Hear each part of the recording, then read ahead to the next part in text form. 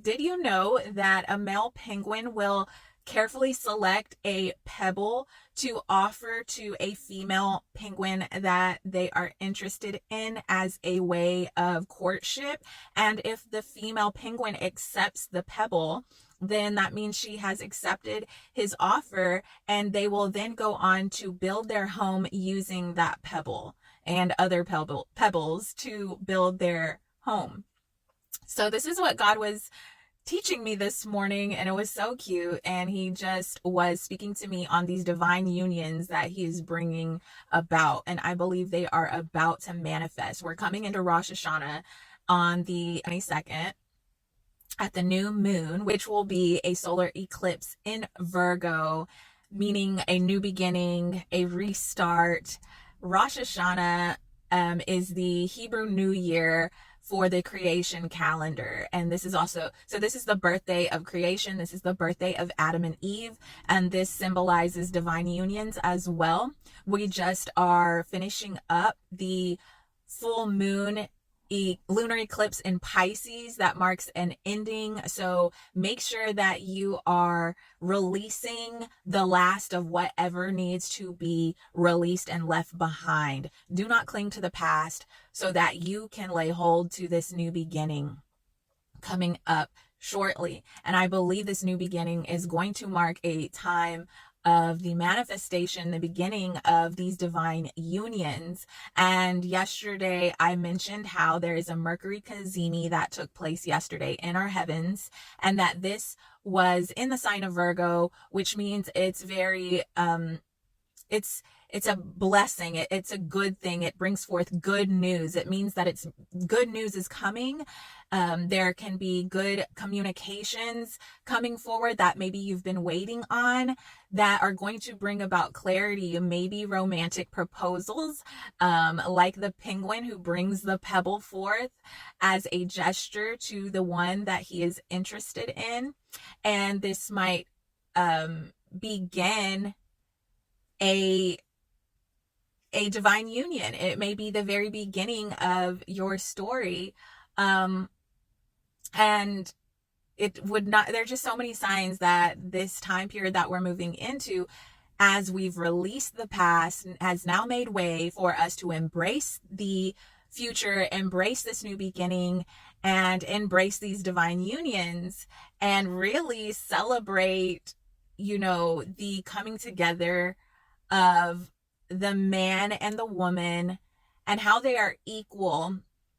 I heard a teaching just the other day that was really awesome about the going into the Hebrew meaning of the words in Genesis, where God first describes a woman as the man's helper.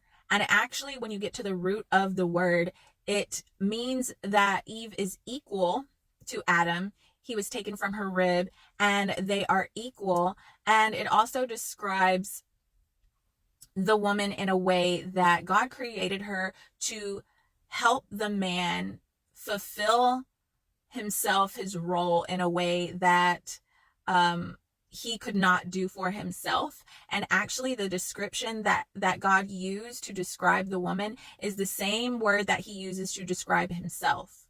So it is so vital for these unions to come forth in order for there to be a healing and a restoration of the earth. And I believe that's what God is bringing us into. This new beginning is really about a time that marks a new beginning, a healing for humanity, because it's gotten so dark, so chaotic.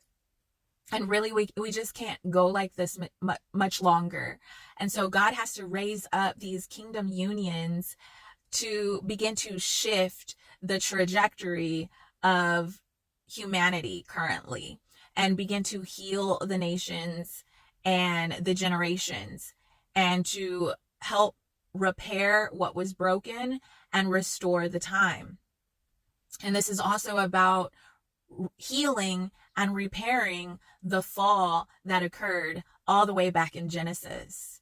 God created something so beautiful between Adam and Eve, and the enemy came in and destroyed that broke the trust between man and God and man and woman. And so God is repairing what was lost and restoring what was lost in the garden. And so these divine unions, he has put a lot of work into preparing your kingdom spouse, your counterpart, and preparing you for this moment in time where God is going to divinely orchestrate your coming together, and you will be ready for this coming together. And this is going to bring so much healing for like even childhood wounds, because many of us from our childhood have been conditioned to shrink, conditioned to be embarrassed if we speak our mind, if we express ourselves. We are shut down, we are shamed, we are made to be embarrassed. So psychologically, we have been conditioned to really just not be our authentic self. And so at this time, as we come into these divine unions are going to give us a sense of reassurance and a sense of validation. Now, we don't need validation from anyone or anything but God. And we've learned this now. It's taken a long time, but we've learned this. And because we've learned to take up space, to be our authentic self, to not shrink, to not be ashamed for being who we are and expressing ourselves in the individual and unique ways that God created us to. Because we are no longer people pleasing, now we are being connected with our divine unions because we've learned this. Everything first comes from within us. The shift, the changes have to happen within us before they happen and they manifest in the physical realm. And because you have loved yourself and come to this point of needing no one's validation, God is going to bring your divine counterpart that is going to validate you and validate who you are and validate everything that you've gone through. And it's just going to bring so much healing. Also, God was telling me to choose love over fear. He wants us to know that it's important for us to choose love over fear. We've been through a lot, so it's a scary thing, right? Even when blessings come and everything that you've wanted, the desires of your heart come, you've been through so much that it's kind of like, is this a sick game? Like, is this a setup? Like, cause you can't believe it. Like, it's almost unbelievable. It's hard for us to even believe and to receive, because we've been waiting our whole lives for this. And the times in the past where we thought it was the real deal, we got burned so hard. So it can be scary and it can be overwhelming, and it can kind of, like give a little bit of anxiety, because we can become scared that what if we get hurt again? What if this isn't the real deal? What if this person is just faking it? So God was just saying that, like, your discernment is stronger now. You can see red flags so quickly now. Like, you need to trust your discernment. You need to trust the signs. You need to choose love over fear. And also, because of the things that we have gone through, and it's very likely that your counterpart has gone through a lot of the similar things that you have gone through and are struggling with the same fears that you are. But it's requiring the both of us to be brave and to open our hearts and to trust.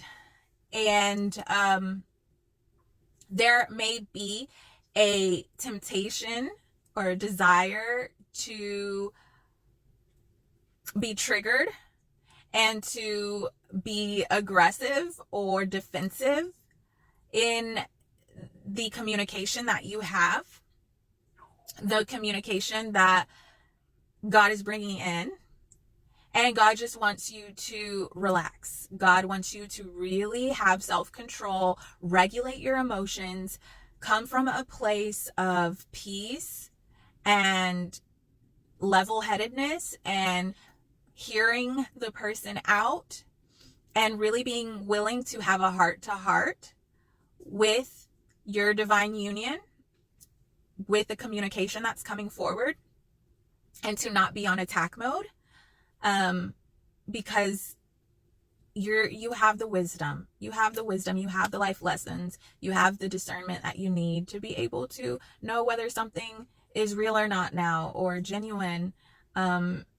So be careful with that, control your emotions. But yeah, I truly believe that we're going to see some forward motion with these divine unions and things to begin, like the ball is going to get rolling with these divine unions, and it's going to be really, really beautiful. So